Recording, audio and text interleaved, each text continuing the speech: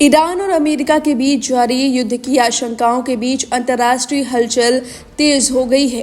खबर है कि अब रूस ने चेतावनी दे दी है कि ईरान पर हमले के बुरे परिणाम अंतर्राष्ट्रीय समुदाय पर होंगे।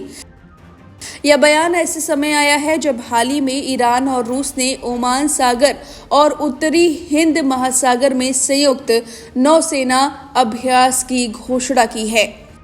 हालांकि युद्ध को लेकर अमेरिका की ओर से आधिकारिक तौर पर कुछ नहीं कहा गया है।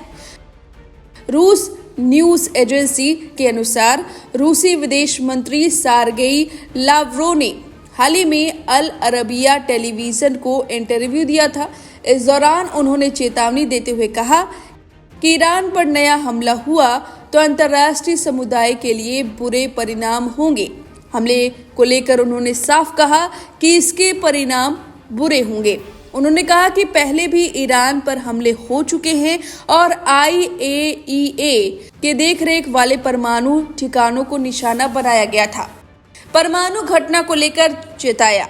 लावरोव ने कहा कि जून 2025 में अमेरिका और इजराइल के हमले ने न सिर्फ IAEA और NPT को कमजोर किया बल्कि परमाणु घटना का भी बड़ा जोखिम था। उन्होंने कहा कि हमारे ईरानी सहयोगियों से मिले आंकड़ों के अनुसार फिलहाल स्थिति कमोबेश स्थिर है। हालांकि परमाणु केंद्रों पर हुए हमलों ने ईरानियों को परमाणु सामग्री की भौतिक सुरक्षा के बारे में सोचने पर मजबूर कर दिया है। मैं फिर से दोहराता हूं, ये सामग्रियां IAEA के नियंत्रण में है और इन्हें छुआ नहीं जा सकता।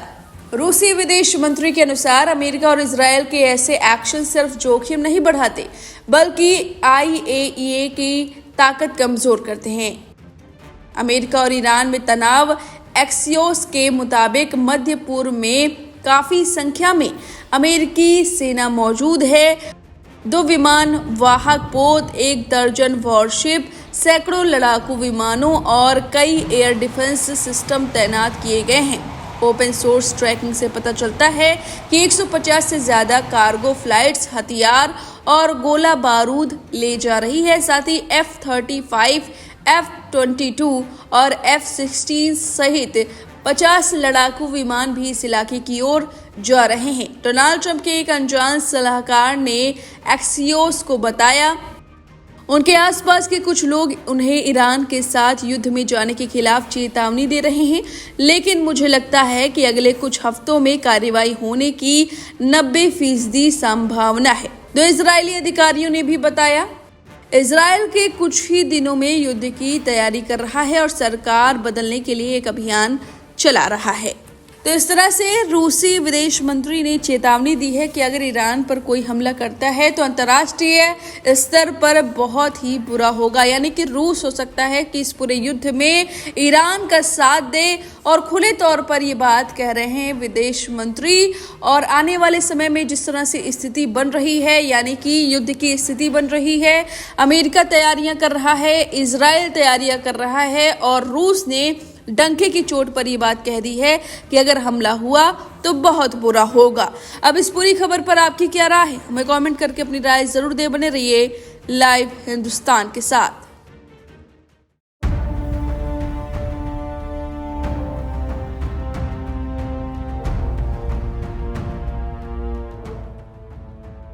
इजराइल ने गाजा पट्टी में किस तरह से नरसंहार मचाया, कैसे निहत्थे लोगों की जान ली, ये किसी से छिपा नहीं है, बल्कि पूरी दुनिया ने इजराइल की इस घिनौनी करतूत को अपनी आंखों से देखा। ये भी देखा कि कैसे छोटे छोटे मासूम बच्चे अनाथ हो गए। और यही वजह है कि गाजा पट्टी आज भी पूरी दुनिया में चर्चा का केंद्र बना हुआ है।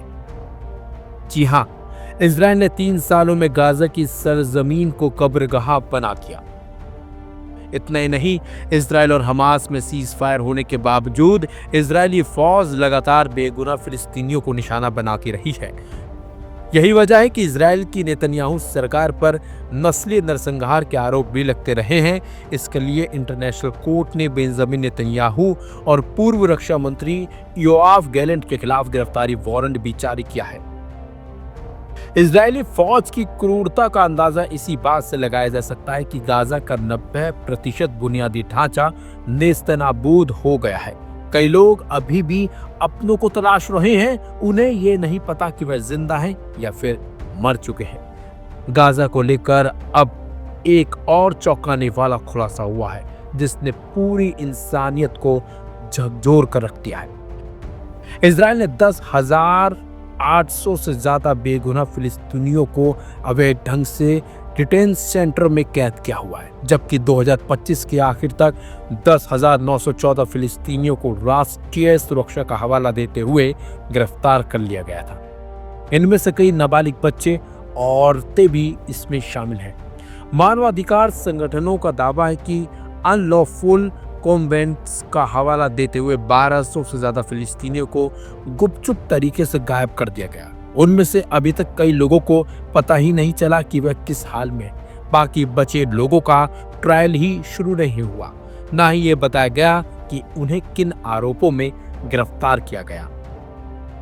अनलॉफुल कंपोनेंट्स के तहत गिरफ्तार किए गए लोगों में ज्यादातर डॉक्टर, पत्रकार, मानवाधिकार संगठन के कार्यकर्ता समेत आम सिविलियन भी शामिल हैं। एक मीडिया रिपोर्ट्स के मुताबिक गाजा पट्टी में जारी राहत और बचाव कामों के बावजूद अभी भी 8,000 से ज्यादा शव ढही हुई इमारतों के मलबे के नीचे दबे हुए हैं। यह जानकारी इलाके की सिविल डिफेंस एजेंसी ने दी है। सिविल डिफेंस के प्रवक्ता महमूद बसाल ने कहा कि सर्च और रेस्क्यू टीमें बेहद मुश्किल हालात में काम कर रही हैं। सीमित संसाधनों और उपकरणों की कमी की वजह से कई आपदा स्थलों तक पहुंचना मुश्किल हो गया है। फिलिस्तीनियन इंफॉर्मेशन सेंटर यानी कि PIC की रिपोर्ट के मुताबिक उन्होंने बताया कि भारी मशीनों और तकनीकी क्षमताओं की कमी पीड़ितों के शव निकालने में सबसे बड़ी रुकावट बनी हुई है। महमूद बसाल ने कहा कि 3,000 से ज्यादा लोग अभी भी लापता हैं और ये स्पष्ट नहीं है कि वे जिंदा हैं या फिर मारे गए या फिर हिरासत में हैं।